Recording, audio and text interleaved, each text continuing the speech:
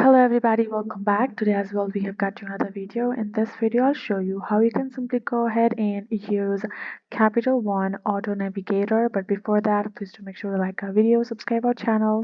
And yes, without any further delay, let's get into our video. So for that matter, the very first thing would be simply for you to access the Capital One's Auto Navigator. All you have to do is simply go ahead, access your browser. Once you're there, simply you can choose to type in Capital One Auto Navigator. You will get the recommendation direct for the official website, and you can also choose to download the app from your Play Store or App Store according to your device. Once you have done so, very first thing all you have to do is tap on the sign in section in the drop down icon beside it and tap on this get pre-qualified.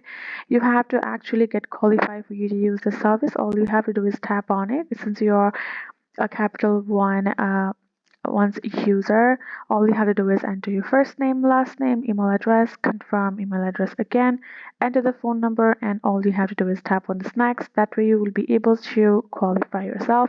If you're already pre-qualified, then you can simply go ahead, tap on this, look up your pre-qualification, and this will simply lead you to the tab. Simply go ahead, go to the sign in section, and so simply go ahead, enter your last name, zip code, last four digit of your SSN, and tap on sign in, and you're good to go. So once you have perfectly completely signed in, you will again get back to your Capital One's official page.